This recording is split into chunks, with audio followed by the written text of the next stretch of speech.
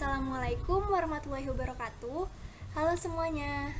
Di sini saya beserta anggota dan programmer dari kelompok saya akan menjelaskan mengenai materi regresi linear berganda pada mata kuliah metode riset.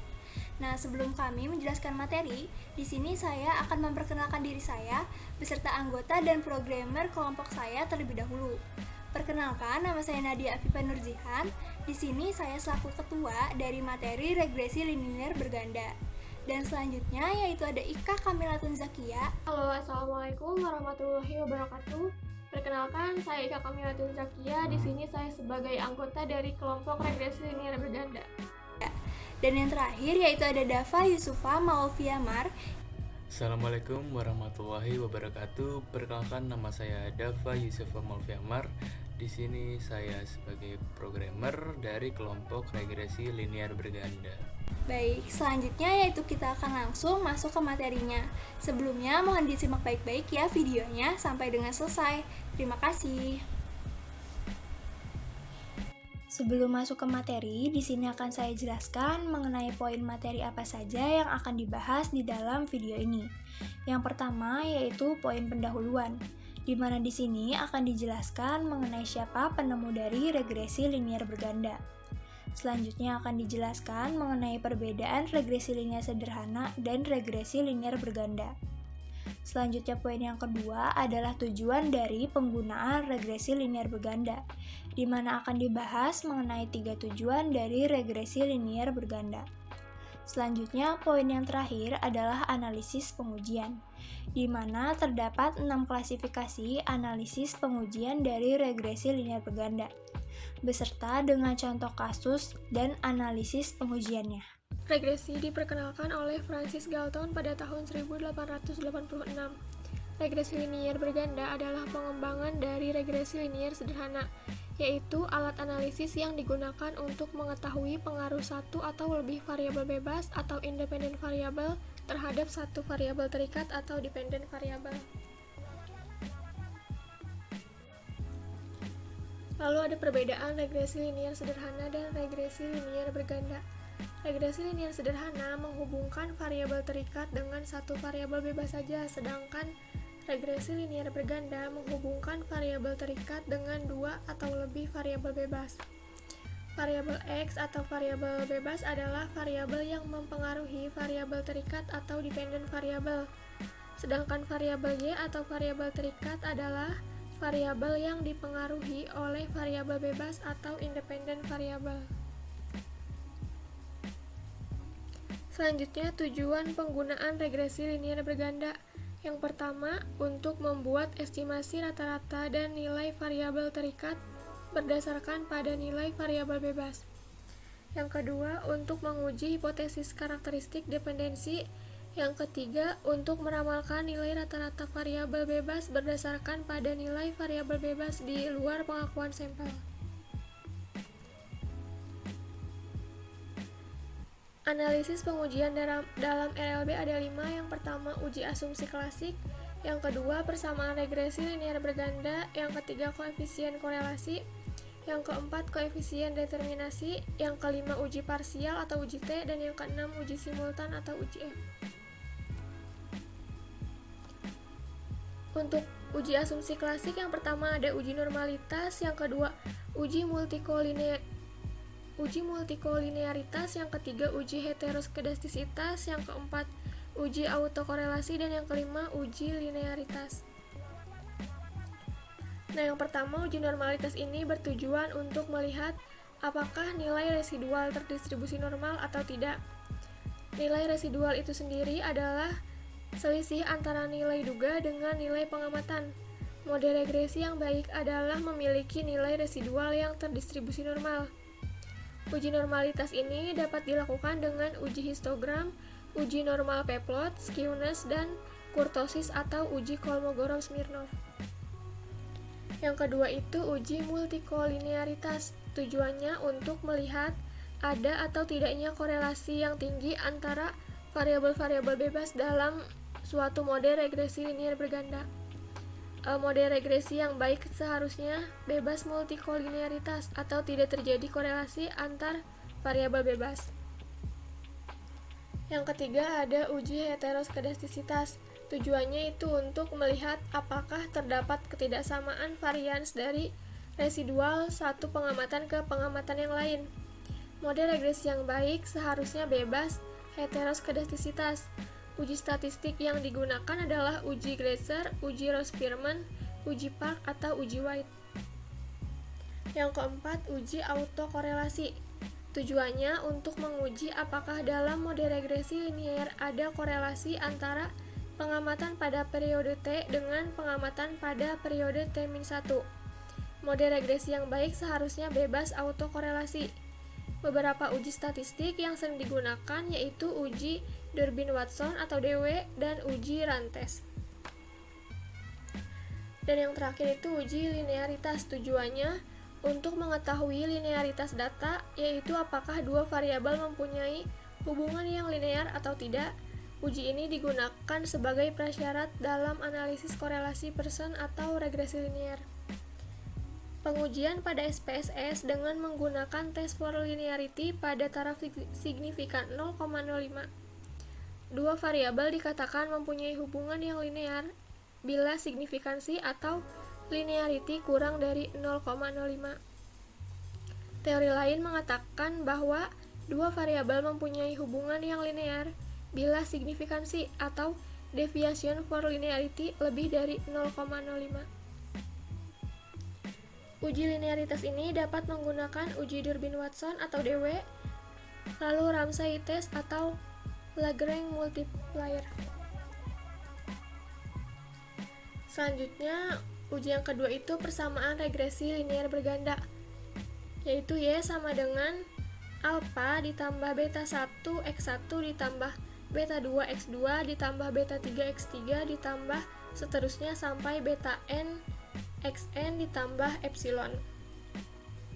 Dengan keterangannya yaitu variabel terikat atau dependent variable, alpha itu nilai konstanta, B1 sampai beta 1 sampai beta n itu nilai koefisien regresi, x1 sampai xn itu variabel bebas, dan epsilon itu standar error.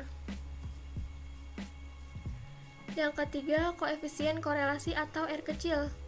Koefisien korelasi adalah koefisien yang digunakan untuk mengetahui hubungan antara variabel bebas atau variabel X dan variabel terikat atau variabel Y. Lalu yang keempat itu koefisien determinasi atau R kuadrat, yaitu koefisien yang digunakan untuk mengetahui seberapa besar variabel bebas atau variabel X mempengaruhi variabel terikat atau variabel Y.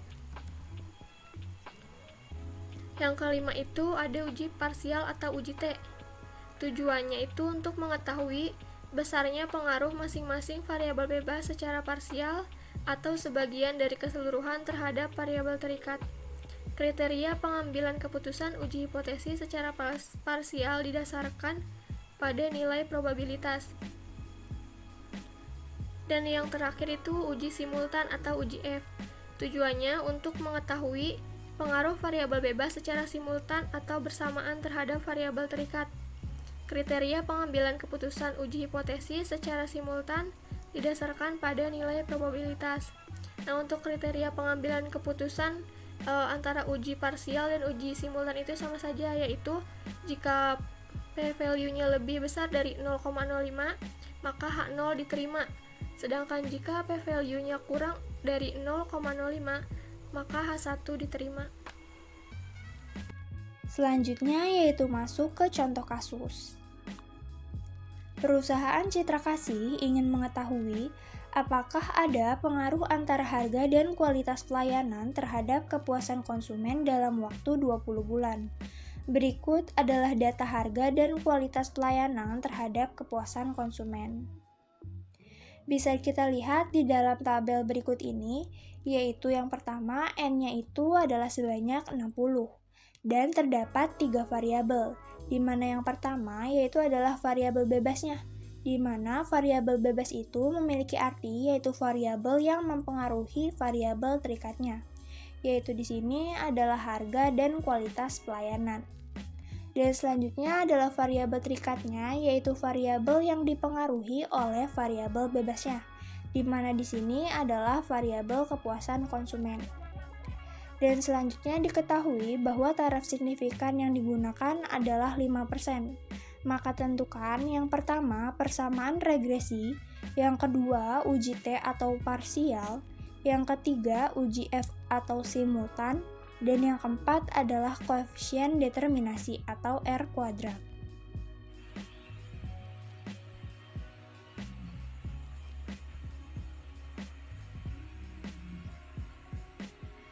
Baik, selanjutnya yaitu kita masuk ke analisis pengujian, di mana yang pertama yaitu kita mencari persamaan regresi terlebih dahulu. Dan berdasarkan dari hasil software, yaitu diketahui persamaannya yaitu Y sama dengan 4,3125 min 0,1928x1 plus 1,1334x2. Dari persamaan regresi di atas, maka dapat disimpulkan hasilnya yaitu sebagai berikut. Yang A yaitu konstanta atau alfa, di mana bernilai positif yaitu sebesar 4,3125. Artinya yaitu jika variabel-variabel bebas yaitu harga dan kualitas pelayanan bernilai 0, maka kepuasan konsumen naik sebesar 4,3125 satuan. Dan yang B yaitu variabel bebas harga, di mana di sini bernilai negatif yaitu min 0,1928. Di mana hal ini menunjukkan bahwa setiap peningkatan sebesar satu satuan variabel harga, maka kepuasan konsumen turun sebesar 0,1928 satuan.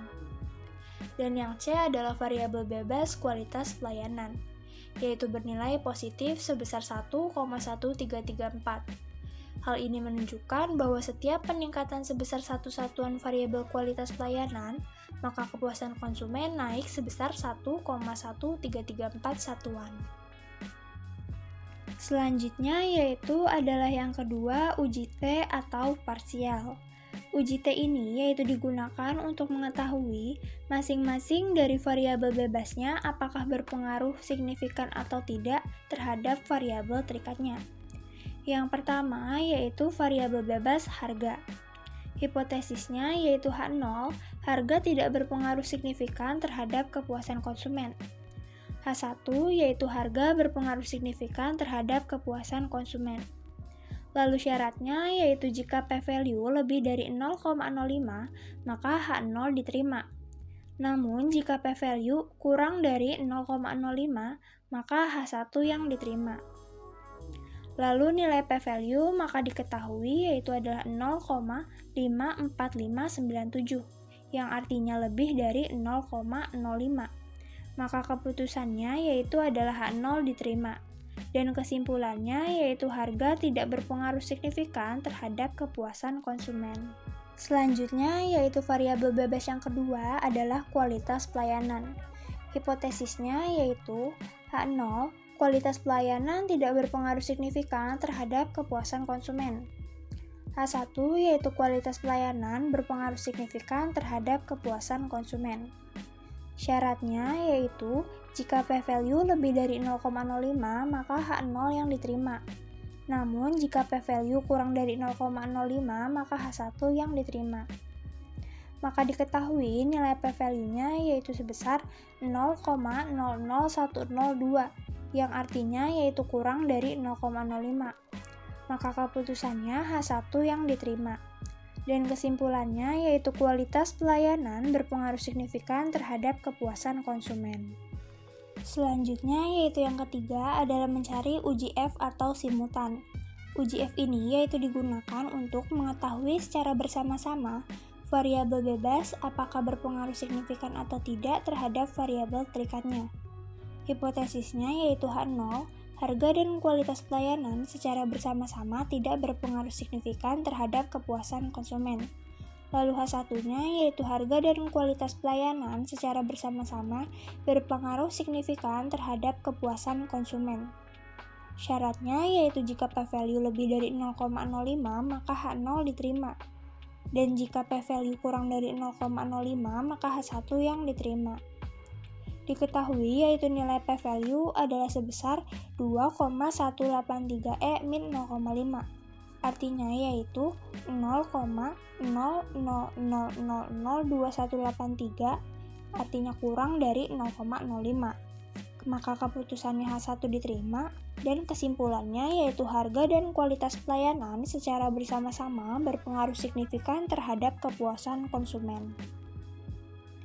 Selanjutnya yang keempat yaitu mencari koefisien determinasi atau disimbolkan dengan R kuadrat, di mana ajis R square yaitu sebesar 0,6838, yaitu artinya sebesar 68,38% variabel harga dan kualitas pelayanan yaitu mampu mempengaruhi kepuasan konsumen. Sementara sisanya yaitu 31,62% dipengaruhi oleh variabel lain yang tidak dimasukkan ke dalam model regresi. Oke, assalamualaikum warahmatullahi wabarakatuh. Perkenalkan, nama saya Dava Yusuf Mulfiamar. Di sini saya akan menjelaskan bagaimana penggunaan software Recommender pada contoh kasus regresi linear berganda. Oke, jadi di sini terdapat contoh kasus yaitu perusahaan Citra Kasih ingin mengetahui apakah ada pengaruh antara harga dan kualitas pelayanan terhadap kepuasan konsumen dalam waktu 20 bulan. Yang berikut adalah data harga dan kualitas pelayanan terhadap kepuasan konsumen. Baik, jadi untuk langkah pertama kalian buka dulu software Recommender kalian. Lalu akan muncul tampilan dari home pada software Recommender. Lalu langkah selanjutnya kalian klik menu data, lalu new dataset. Kalian ganti namanya menjadi regresi. Lalu kalian klik OK. Dan akan muncul data editor baru. Lalu kalian ubah untuk var 1, var 2, var 3 menyesuaikan dengan tabel pada contoh kasus, yaitu harga, kualitas pelayanan, dan kepuasan konsumen. Dan kalian rubah juga tipenya menjadi tipe nomarik. Lalu kalian klik close.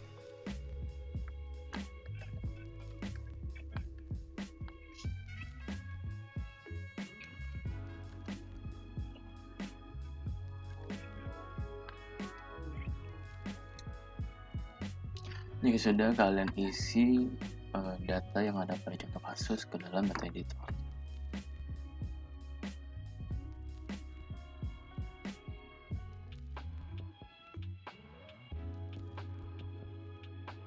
Jika sudah kalian isi, maka tampilannya akan seperti ini. Lalu jika sudah, kalian klik tanda silang pada kanan atas dan akan muncul pada script window atau output window. Lalu jika sudah, kalian klik statistik, fit models, lalu linear regression. Terdapat tab baru, tab ada respon variable dan explanatory variable, di mana respon variable ini yaitu untuk variabel terikat pada kasus, dan pada contoh kasus untuk variabel terikatnya yaitu kepuasan konsumen. Sementara untuk explanatory variable itu merupakan variabel bebas, di mana pada contoh kasus variabel bebasnya adalah harga dan kualitas pelayanan. Kita pilih, lalu kita klik OK. Maka akan muncul tampilan hasil dari software Recommender-nya. Ya, mungkin sekian untuk penjelasan dari tutorial software Recommender pada materi uji regresi linear berganda. Semoga bermanfaat. Assalamualaikum warahmatullahi wabarakatuh.